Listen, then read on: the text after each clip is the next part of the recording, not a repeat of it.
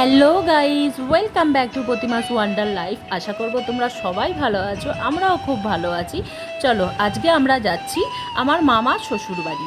হ্যাঁ, মামা শ্বশুরবাড়ি হলো হাড়োয়া, সেখানে যাচ্ছি একটু ঘুরতে। আজকে তোমাদের একটা আশ্চর্য জিনিস আমি দেখাবো, ঐতিহাসিক জিনিস, যার নাম হচ্ছে লাল মসজিদ। খুবই আশ্চর্য একটা ব্যাপার। তো এই লাল মসজিদের পুরো ঘটনাটাই তোমাদের শোনাবো। আমরা ছোটোবেলায় যেতাম, জায়গাটায় কিন্তু খুব ভয় ভয় লাগতো, তবে ভুতুরে ব্যাপারও ওখানে আছে।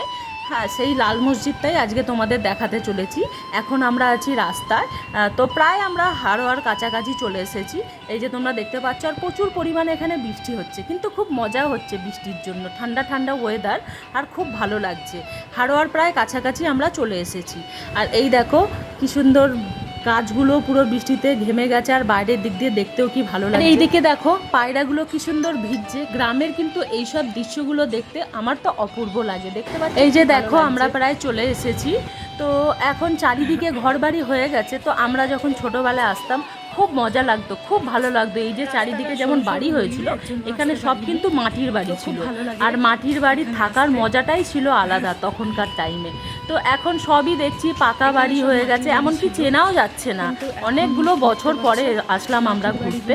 এই যে এই গলিতে আমাদের মামা শ্বশুর বাড়ি। তো খুব ভালো, সবাই খুব ভালো। আমরা এখানে ঘুরতে আসতাম, অনেক বছর আসিনি, অনেক বছর পর আমরা এলাম, এক জায়গায় হলাম সবাই। তো চলো তোমাদের সবটাই দেখাই।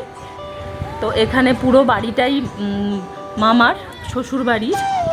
এখানে একটা মনসার মন্দির আছে, চলো মন্দিরটাকে একটু যাই। মন্দিরটা এখন বন্ধ আছে।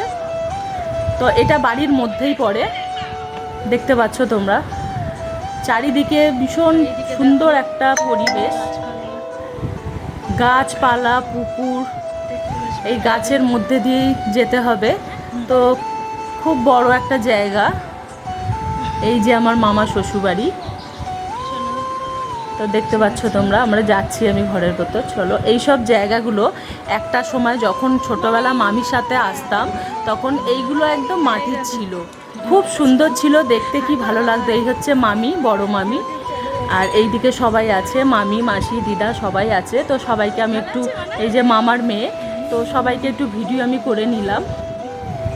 তো চলো আরও ঘর দেখাই। এই যে আর একটা ঘর। ঘুরতে বেরিয়েছি, তারপরে গিয়ে সব খাওয়া দাওয়া করব, কিন্তু বেরিয়ে কোনো লাভ হয়নি। আমরা গাড়ি থেকে নামতেই পারিনি, চারিদিকে প্রচুর পরিমাণে বৃষ্টি হচ্ছিল। তোমরা দেখতেই পাচ্ছ, আমরা তেমনভাবেই ঘুরেই আবার চলে এসেছি। তো আমাদের খাওয়া দাওয়া কমপ্লিট, আমরা রেস্ট নিয়ে এবার বাড়ির দিকে রওনা হব, বেরিয়ে পড়লাম। আর এই দিকে চলো, মনসা মন্দিরটা খোলা আছে, একটু মন্দিরটা দেখাই তোমাদের, খুব সুন্দর। তো সবাই মিলে আমরা বেরিয়ে পড়েছি। এবার একটু বাড়ির দিকে যাব, তার আগে যাব একটা এমন জায়গা যেটা প্রথমেই তোমাকে বলেছি দেখতে। তো বন্ধুরা, এখন তোমাদের দেখাতে চলেছি আমি এক আশ্চর্য জিনিস, যেটা ইতিহাসের পাতায় যে লাল মসজিদের কথা উল্লেখ আছে, মানে খাস বালান্দা বলে এটাকে। আজ থেকে 700-800 বছর আগে জায়গাটা কি সুন্দরভাবে তৈরি। স্থানীয় মানুষের কাছ থেকে জানা যায়, সৌদি আরব থেকে ইসলাম ধর্ম প্রচারের উদ্দেশ্যে এসেছিলেন পীর গোড়াচাঁদ। তো তাকে রাজা চন্দ্রকেতু বলেছিলেন, তিনি স্বপ্নাদেশ পেয়েছে যে সূর্য ওঠার আগে আর সূর্য ডুবে যাবে এই নির্দিষ্ট সময়ের মধ্যে এই মসজিদটি কমপ্লিট করতে হবে। তিনি তার কাজও শুরু করে দিয়েছিলেন, কিন্তু নির্দিষ্ট সময়ের মধ্যে কাজটি শেষ করতে পারেননি। তখন থেকে অসমাপ্ত অবস্থায় এই মসজিদটি রয়ে যায়। এটা কিন্তু বিশাল বড় একটা বট গাছ, তোমরা দেখতেই পাচ্ছ, পুরনো জরা জীর্ণ অবস্থায় এই মসজিদটি কিন্তু পড়ে রয়েছে।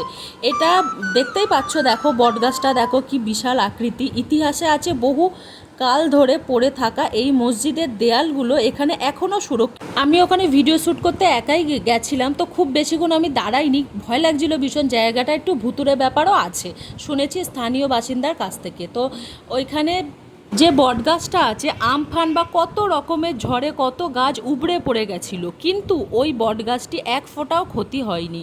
তো যাই হোক, দেখতে পাচ্ছ হাওড়ার এই যে হাড়োয়ার এই যে নদীটা আছে, একটা সময় নৌকা করে নদীটা পার করতে হতো আমাদের। এই ব্রিজটা কিন্তু ছিল না, খুব মজা লাগতো তখন। আর সেই পুরনো দিনের কথা মনে পড়ে যাচ্ছে, ভীষণ ভালো লাগছে। এই যে সেই নদী। তাহলে বন্ধুরা, আজকের ভিডিও তোমাদের কেমন লাগলো কমেন্ট করতে কিন্তু ভুলো না। ভিডিওটা যদি তোমাদের ভালো লাগে প্লিজ লাইক কমেন্ট শেয়ার আর সাবস্ক্রাইব করে দিও। সবার প্রথমে বলি, ভিডিওটা শেষের দিকে তাও বলছি স্কিপ করে কিন্তু কেউ দেখো না।